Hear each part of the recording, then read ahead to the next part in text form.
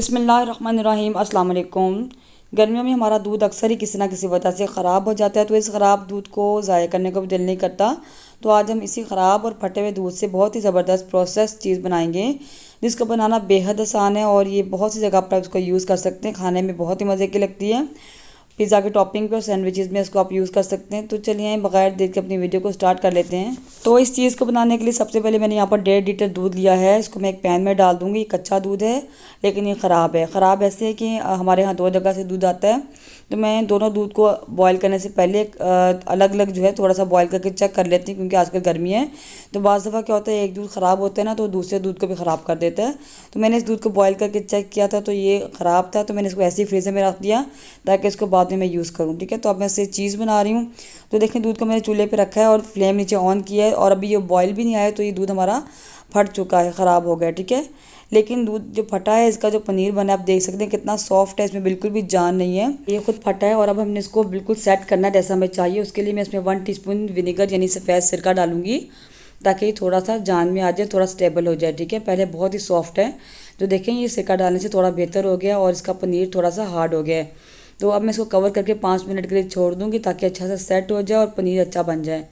تو 5 منٹ کے بعد دیکھیں میں نے کور ہٹایا ہے اور اب دیکھیں گے پنیر ہمارا بہت اچھا سیٹ ہو چکا ہے اور جس طرح کا ہمیں چاہیے بالکل ویسا بن چکا ہے، ٹھیک ہے۔ تو اب کیا کریں گے، ایک سٹینر کے اوپر میں نے ململ کا کپڑا رکھا ہے، اس میں اس کو چھان لیں گے، پنیر کو الگ کر لیں گے ہم، ٹھیک ہے۔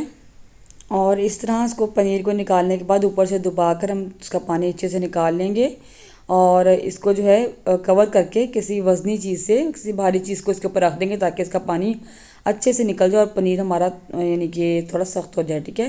تو میں اس کو کور کر دوں گی اور ایک بھاری چیز اوپر رکھ دوں گی۔ تو جب تک ہمارا پنیر سیٹ ہوتا ہے اور اچھے سے پانی اس میں سے نکلتے ہیں، ہم یہ مولڈ تیار کر لیتے ہیں جس میں ہم نے اس چیز کو سیٹ کرنا ہے۔ تو میں نے اسکیئر ایک باکس لے لیا، اس میں نے بٹر لگا لیے چاروں طرف تاکہ یہ ہمارا جو چیز ہے آسانی سے نکل آئے، ٹھیک ہے۔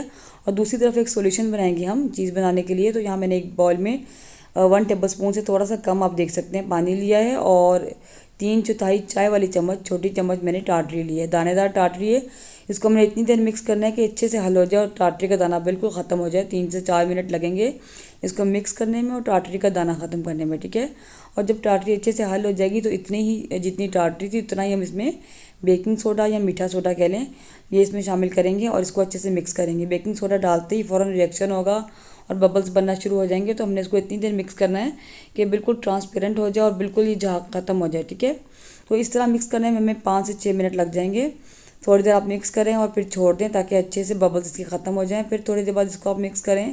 تو اس طرح مکس کرتے ہوئے ہمیں 5 سے 6 منٹ لگ جائیں گے۔ تو دیکھیں بیکنگ سوڈا اس میں اچھے سے حل ہو چکا ہے اور یہ ٹرانسپیرنٹ ہو چکا ہے، تھوڑا ٹائم لگ جاتا ہے اس کو مکس کرنے میں۔ اب ہم اس کو سائڈ پہ کر دیں گے، اور دوسری طرف جو ہم نے پنیر رکھا تھا تو سیٹ ہونے کے لیے اس کو دیکھ لیتے ہیں۔ اچھا آپ نے اس کو بہت زیادہ ہارڈ نہیں کرنا، یعنی اس کے اوپر کوئی وزنی چیز زیادہ دیر نہیں رکھنی، تھوڑا سا ہمیں سافٹ ہی چاہیے، تو بس یہ بالکل ٹھیک ہے، بالکل پرفیکٹ ہے، زیادہ ہم نے سخت نہیں کرنا اس کو، ٹھیک ہے۔ اب ایک گرائنڈر جگ لے لیں گے، اس میں ہم ملک چک بناتے ہیں، یا آپ کوئی مسالہ پیسنے والی مشین بھی لے سکتے ہیں، اس میں اس پنیر کو توڑ کر ہم ڈال لیں گے، ٹھیک ہے۔ اور ساتھ اس میں ڈالیں گے 1/4 کپ دودھ، لیکن سارا نہیں ڈالیں گے، تھوڑا سا میں بچا لوں گی۔ اور اس کے بعد اس میں شامل کریں گے 1/4 کپ سے تھوڑا سا کم، میرے پاس مکھن ہے، یہ مکھن اس میں ڈال دیں گے، آپ گھر کا بھی لے سکتے ہیں اور بازار کا بھی۔ اور اس کے بعد ڈالیں گے تقریباً 1/4 ٹی اسپون نمک، اور اس کے بعد جو سولوشن ہم نے بنایا تھا ٹاٹری والا اور میٹھے سوڈے والا، یہ اس میں ڈال دیں گے، ٹھیک ہے۔ اس کا سارا کام ہی اس کا ہے، تو یہ مین چیز ہے اس میں۔ اور اب اس کو ہم مکس کرنا شروع کریں گے۔ اس کو مکس کرنا تھوڑا مشکل ہے، اس کو آپ نے تھوڑی دیر چلانا ہے اور اس کے بعد بند کرنا ہے، پھر تھوڑا سا ہلانا ہے، پھر آپ نے چلانا ہے، اور ہم نے اس کو اتنی دیر مکس کرنا ہے کہ بالکل اس میں دانہ ختم ہو جائے اور بالکل ملائم سا ایک کریم سی بن جائے ہمارے پاس، تو بہت ہی زبردست سا ٹیکسچر ہو جائے، ٹھیک ہے۔ تو اس طرح تھوڑی دیر مکس کریں گے، اس کے بعد ہلائیں گے اس طریقے سے، اور جو دودھ ہم نے تھوڑا سا بچایا تھا 1/4 کپ میں سے، وہ بھی اس میں شامل کر دیں گے بعد میں۔ تو اس طرح دودھ ڈال کے اور تھوڑا تھوڑا ہلاتے ہوئے اس کو ہم نے مکس کرنا ہے۔ تھوڑا سا یہاں پہ محنت طلب کام ہے، تھوڑا ٹائم لگ جاتا ہے، لیکن آپ نے اس کو اتنی دیر مکس کرنا ہے کہ جتنی دیر اچھے سے ملائم ہو جائے اور دانہ بالکل ختم ہو جائے، اتنی دیر ہم اس مشین کو چلاتے رہیں گے، اور تھوڑی تھوڑی دیر بعد آپ نے اس کو ہلا لینا ہے۔ تو دیکھیں یہاں پہ میں نے جو ہے اپنے پنیر کو اچھے سے ہم نے گرائنڈ کر لیا ہے، بالکل ملائم ہو چکا ہے، بہت زبردست ٹیکسچر دیکھیں اس کا، بالکل دانہ اس کا ختم ہو چکا ہے، ایسا ہونا چاہیے۔ اب ہم اس کو کسی بھی باؤل میں نکال لیں گے، آپ اس کو جو ہے شیشے کے باؤل میں نکال سکتے ہیں، کانچ کے باؤل میں، یا پھر کسی بھی برتن میں نکالیں، لیکن پلاسٹک میں مت نکالیے گا، کیونکہ ہم نے اس کو دوبارہ سے پکانا ہے، ٹھیک ہے۔ تو دیکھ سکتے ہیں اس کا ٹیکسچر کتنا زبردست ہو چکا ہے، کتنا ملائم، اور اس میں کوئی بھی دانہ باقی نہیں ہے۔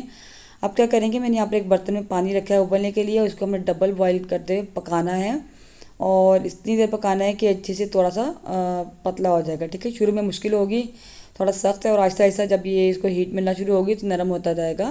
تو اس کو اچھے سے مکس کرتے رہنا ہے، اپنے ساتھ ساتھ مکس کرنا ہے، ورنہ یہ سائڈوں پہ لگنا شروع ہو جاتا ہے۔ تو مکس کرتے رہیں اور اس کو تھوڑی دیر پکاتے رہیں جب تک یہ پتلا نہیں ہو جاتا۔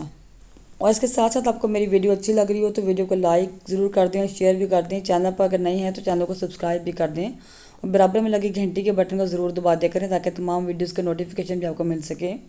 تو دیکھیں اس کنڈیشن میں آ چکا ہے، بالکل رنی اور ریبن کنسسٹنسی میں۔